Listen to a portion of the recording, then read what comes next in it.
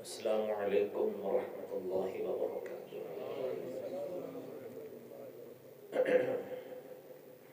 بسم اللہ والحمد للہ، الصلاۃ والسلام علی رسول اللہ،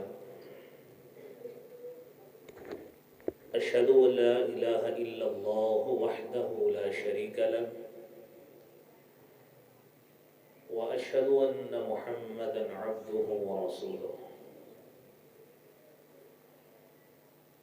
اللهم صل على محمد وعلى آل محمد كما صليت على إبراهيم وعلى آل إبراهيم إنك حميد مجيد۔ اللهم بارك على محمد وعلى آل محمد كما باركت على إبراهيم وعلى آل إبراهيم إنك حميد مجيد۔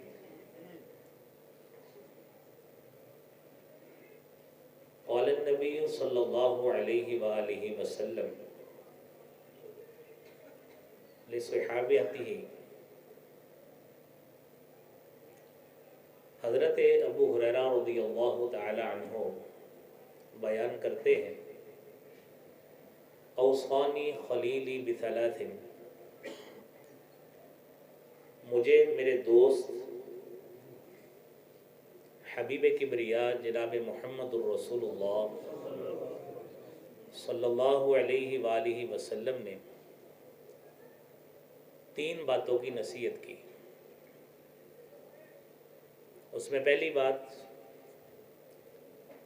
صیام 3 ایام من کل شہر، ہر مہینے 3 روزے رکھنے کی مجھے نصیحت کی۔ ورکعتي الضحى، 2 رکعتیں اشراق کی نماز کی وصیت کی، اور وان اوتر قبل ان انام، اور سونے سے قبل وتر پڑھنے کی مجھے نصیحت کی۔ آپ احباب کا وقت چونکہ قیمتی ہے، آپ نے واپس اپنے کاروبار پہ جانا ہے، تو چند منٹ کے لیے یہ 3 نصیحتیں جو نبی کریم صلی اللہ علیہ وآلہ وسلم نے اپنے صحابی جناب سیدنا ابو ہریرہ رضی اللہ تعالی عنہ کو کی ہیں، امام بخاری رحمۃ اللہ علیہ نے صحیح بخاری میں اس کو نقل کیا ہے، اور 1981 نمبر حدیث پہ یہ وصیتیں موجود ہیں۔ پہلی بات، آپ صلی اللہ علیہ وسلم نے اپنے اس صحابی کو یہ نصیحت کی جس کی خواہش ہمیشہ یہ رہتی تھی کہ میرا کوئی وقت، کوئی ایسا لمحہ، کوئی ایسی گھڑی، کوئی ایسی مس نہ ہو جائے کہ میں نبی کریم صلی اللہ علیہ وآلہ وسلم کی زبان اقدس سے نکلنے والے الفاظ کو لکھ نہ سکوں۔ اس لیے ہر لمحہ یہی خواہش اور کوشش کہ میں آپ کے ساتھ رہوں، آپ کی رفاقت میں رہوں۔ آپ گھر گئے ہیں تو باہر بیٹھ جاتے، تو پوچھنے پہ یہی بات بتائی کہ میں نہیں چاہتا کہ آپ صلی اللہ علیہ وسلم کی زبان سے کوئی بات نکلے اور میں لکھنے سے محروم ہو جاؤں۔ اس لیے میں زیادہ سے زیادہ وقت جناب نبی کریم صلی اللہ علیہ وآلہ وسلم کی رفاقت میں دینا چاہتا ہوں۔ اب آپ علیہ الصلاۃ والسلام انہیں نصیحت کر رہے ہیں، 1 مہینے میں آپ 3 روزے رکھیے۔ نبی کریم صلی اللہ علیہ وآلہ وسلم کی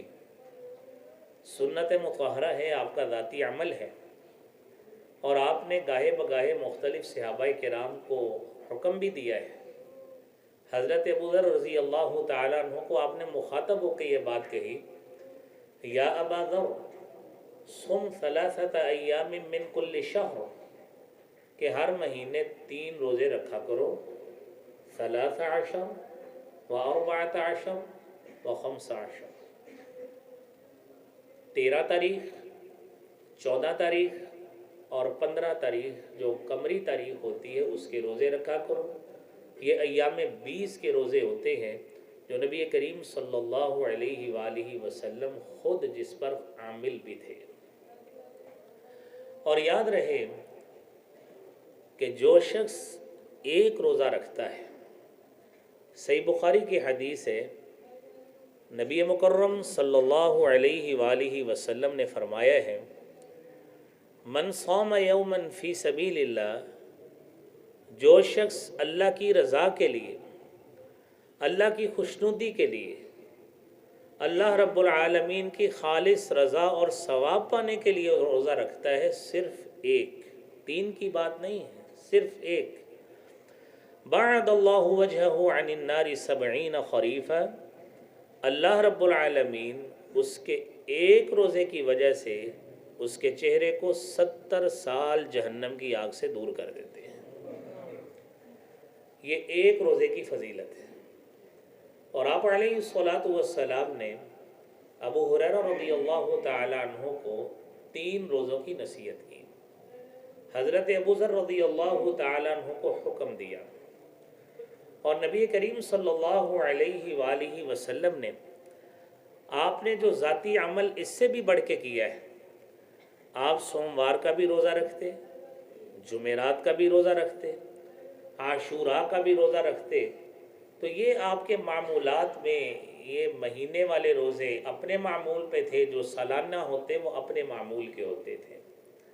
اور پھر نصف شعبان کے روزے رکھنا یہ بھی آپ صلی اللہ علیہ وسلم کا معمول تھا۔ بات بتانے کا مقصد یہ ہے کہ اتنا بڑا اگر اجر ہے تو ٹھنڈا موسم ہے، پانی کی اتنی طلب بھی نہیں ہوتی، تو اتنا بڑا اجر ہم محروم رہ جائیں، مومن آدمی کی شایان شان نہیں ہے۔ چلے مہینے میں کوئی ایک آدھا روزہ رکھ کے ہمیں اپنی طبیعت کو اس حوالے سے مائل کرنا چاہیے۔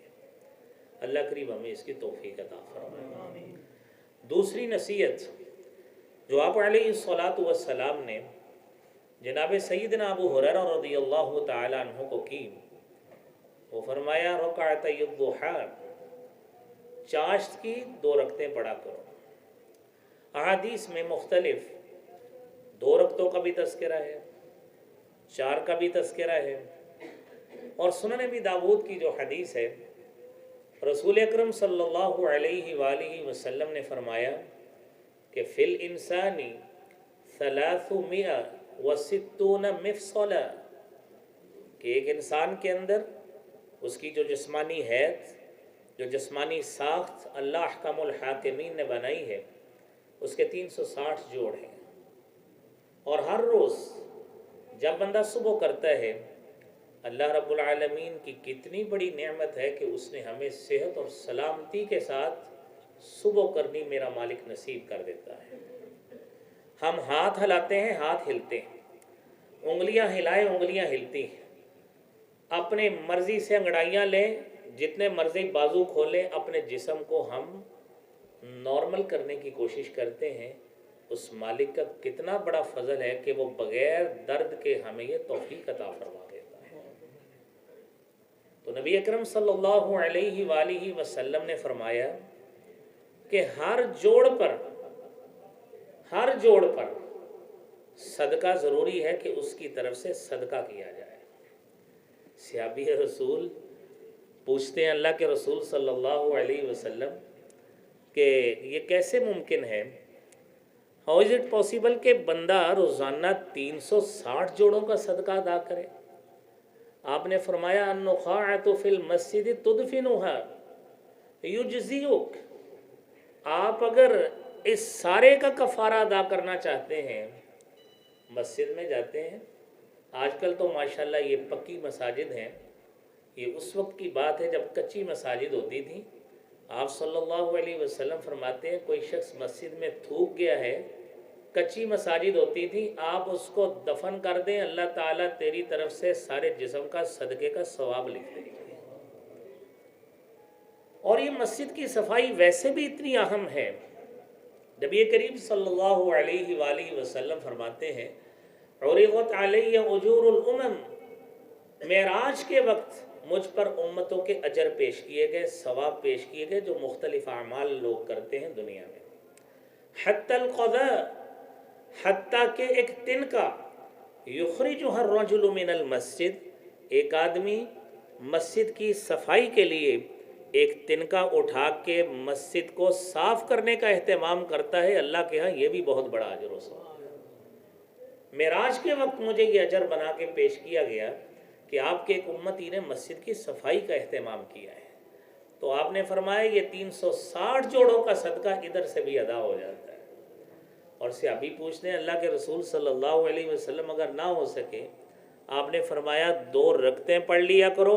یہ آپ کا 2 رکعتیں پڑھنا 360 جوڑوں کی طرف سے صدقہ ادا ہو جاتا ہے۔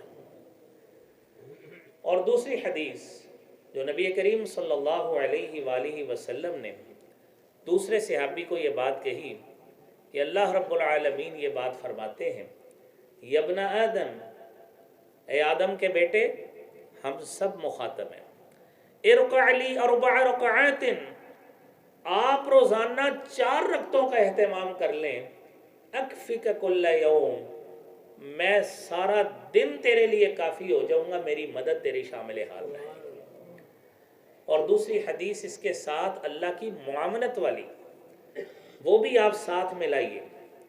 نبی کریم صلی اللہ علیہ وآلہ وسلم فرماتے ہیں، وَمَا يَزَالُ الْعَبْدُ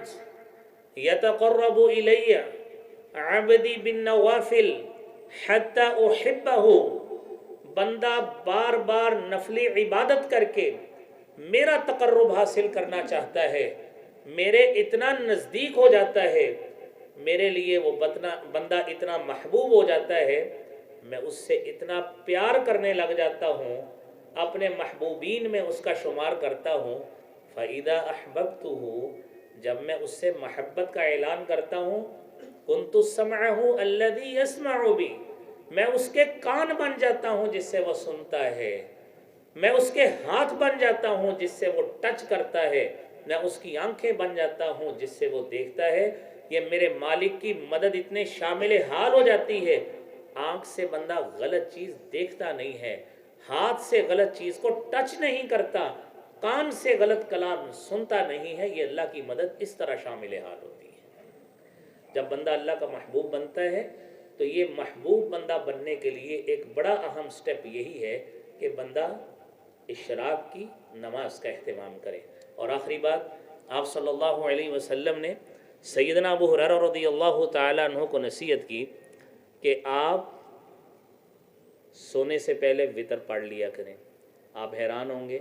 کہ آپ صلی اللہ علیہ وسلم تو خود تہجد پڑھتے تھے، تو آپ نے ابو ہریرہ کو یہ بات کیوں کہہ دی؟ کہ یاد رہے کہ ابو ہریرہ رضی اللہ تعالیٰ عنہ کی جوانی کی عمر تھی اور آپ رات گئے پڑھا کرتے تھے، دین کا علم سیکھا کرتے تھے۔ آپ صلی اللہ علیہ وسلم کو خدشہ تھا کہ یہ رات کو وتر چھوڑے گا، کہیں سویا نہ رہ جائے، کیونکہ علم سیکھنے کی لگن کی وجہ سے رات دیر تک جاگتا رہتا ہے، لہذا رات سونے سے پہلے وتر پڑھ لیا کرو تاکہ آپ کا وتر اور دیگر جو ثواب ہے آپ اس سے محروم نہ رہ جائیں۔ لیکن ساتھ یہ بات آپ ضرور ذہن میں رکھیے کہ تہجد کا ثواب اپنی جگہ پہ قائم ہے،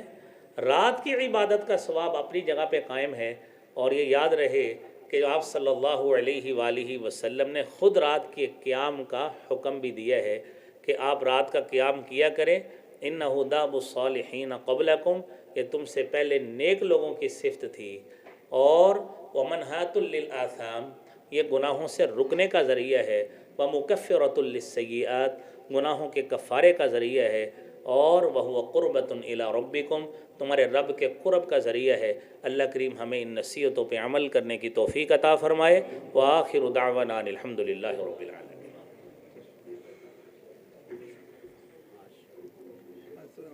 وعلیکم السلام۔ خیریت ہے؟